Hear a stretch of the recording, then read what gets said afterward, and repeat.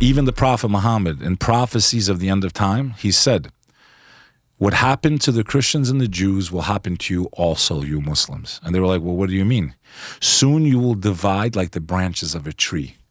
There will be 72 versions of Christians, and only one of the versions is on the true path. This is what the Prophet Muhammad said.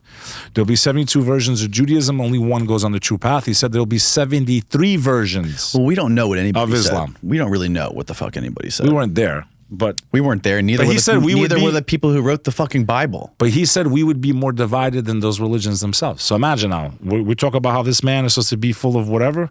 He said that the Islamic faith would divide, it would splinter and fraction off, and that there would be more versions than even the Christians and the Jews have.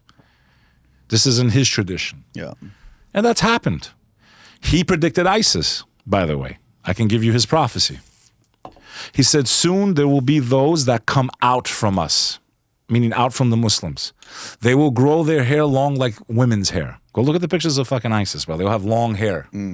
He said, soon they will raise black banners, and wherever they go, they will cause fitna, meaning they will cause destruction. And when you wipe out one group, another group will pop up in its place. This is his words. He says, and you will know who they are, for they will name themselves after cities and towns. Who was the leader of ISIS? Al-Baghdadi, right? Oh, al-Baghdadi, yeah. This is his prophecy. He said, towards the end of time, there'll be groups that claim to be from us. If you see them praying, you will say these people are righteous. But they're not. He says they're the wood of the fire. This was his prophecy. They will be the wood of the fire. And if you hear of them, don't join their ranks. Imagine now. This is the Prophet Muhammad's words, peace be upon him. He predicted ISIS and terrorism. He said there would be groups that claim to be from us. This is in our prophecy. There's no fucking... Like, you guys are all debating and stuff. The Muslims are like, this is the first time the Muslim scholars are like, it looks like we're probably, like, we're getting close to the end of time. Like, the Christians have been saying Jesus is coming. We believe he's coming too. But this is the first time, like, our scholars are like, it's not looking too good. Like, it might actually be the time soon. Like, the Prophet Muhammad said that towards the end of time, the buildings of Mecca would reach for the skies. If you look at Saudi Arabia today, they even built a massive clock tower. He even said, soon the time will come where the shadow of time covers the Kaaba. Kaaba is that black box that the Muslims pray towards. They don't worship it for your tools in the comments. The black box? You know, the box in Mecca that all the Muslims paint. Pull up Kaaba, man. How do you spell it? K-A-B-A-A. Kaaba black box? The black cube. The black cube. That the Muslims pray towards. Pull up an image of that. So now, pull up that picture towards the right. You got these guys out there trying to say, the Muslims, they worship the box. No, we don't worship the box, because during the time of the Prophet Muhammad, they used to get on top of the box and call prayer. You're not going to stand on top of your own idol. Could you imagine a Hindu standing on top of a statue of Shiva? Or a Christian standing on top of a statue of Jesus? Oh, they worship the black stone. No, we don't. There's a concept in Islam known as niyyah. Niyyah means the intention. Where's this thing? This is in the heart of Saudi Arabia. Okay. We believe that this is where Abraham constructed the temple to worship the one God. He left his wife in the wilderness. Now, you see that clock tower? Yeah. That's one of the signs of the end of the world in Islam. The Prophet Muhammad, peace be upon him, please double research this stuff.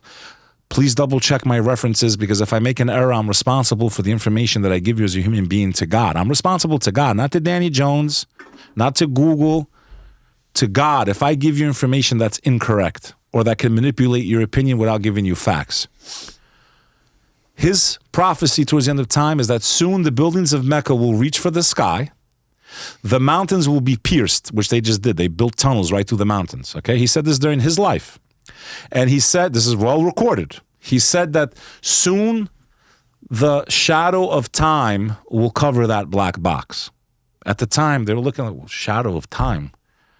How can time have a shadow? You can't see time, right? You think he was talking about a clock tower? Look, when that sun goes behind that tower, it casts its shadow over the box. They call it the saha, which literally means the watch. The locals call it time, the time tower. How could he have known, man?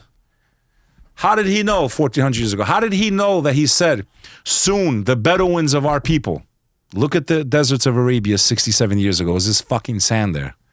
and a bunch of camel riders, literally. Milking the camels and drinking the milk and eating dates. And hee-haw, motherfucker. That's what they were doing out there, okay? Today, the biggest skyscrapers in the world, where are they? Dubai. That's right. He said soon the time will come where the Bedouins of our people will compete with one another to build buildings that touch the sky. These are his exact fucking words. Not, oh, I'm guessing. He says one will build one and then the other one will say, I can build one bigger than you. What year was this again? 600? This is in the 600s. Yeah. We're talking this started 40 years ago over there. How did the Prophet Muhammad know if he wasn't from divine influence? I dare people to research the signs of the end of the world in Islam. I fucking dare you to. How did he know about this? I mean, you think it's that much of a stretch to be able to predict that people would build skyscraper towers? Yeah, but think about it. He said from their people, not anyone else. They were a fucking joke before he came. They were like a forgotten civilization. Well, maybe he was just talking about people in general. And he said the Bedouins, and he described how they're going to boast. And think about it. That's what they're doing. They're having a race between each other to build skyscrapers. I'm going to build it. Oh, yeah, Saudi Arabia. We're going to build one bigger than you. It's exactly what he said. He said soon the time will come where a man becomes a woman and a woman becomes a man. And they will dress like one another. The family unit will be destroyed and the bastards will take over. Bastard children. Children born out of wedlock, they will be so full of rage, they will destroy all those that are around them. That's the fucking country we're in right now.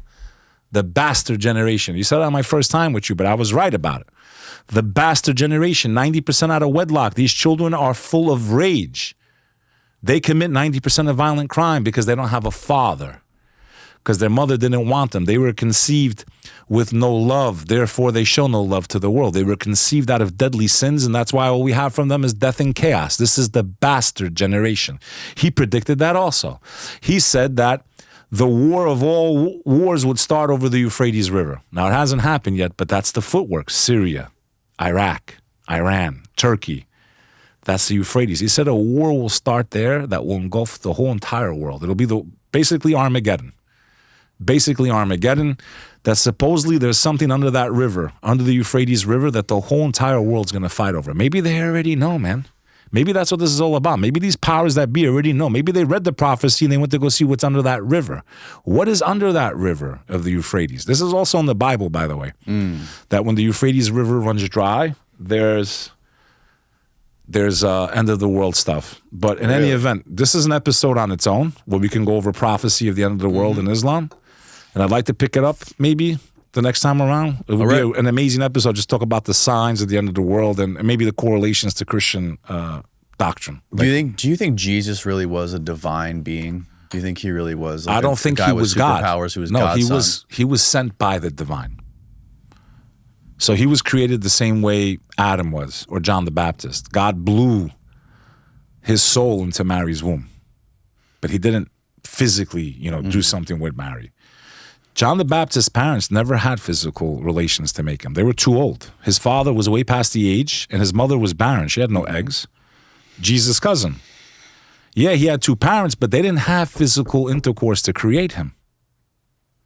I don't know if a lot of people understand that. So yes, Jesus' birth was miraculous in the fact he had no father and there was no one physically there to get her pregnant. And of course, I do believe that as a Muslim. And it sounds crazy. You believe in a fairy tale. You've lost your fucking mind. Right. Like, that's one thing like Muslims and Christians should laugh about. Like, everyone thinks we're fucking crazy that we believe in this woman Mary who got pregnant with no man. Right. Muslims and Christians. So like, you believe that the fucking sun and the moon stood still because a man on earth commanded them to, or you believe some guy actually stood here on earth and talked face to face with God? Do you believe these crazy fairy tales? You believe? I mean, something that goes so against nature. Like if I told you common sense, not even nature, just common sense. If I told you I had a conversation with God face to face, came down, sat in my studio yesterday, Beck, I literally talked to God yesterday. He was standing right there. Would you believe me? I probably wouldn't.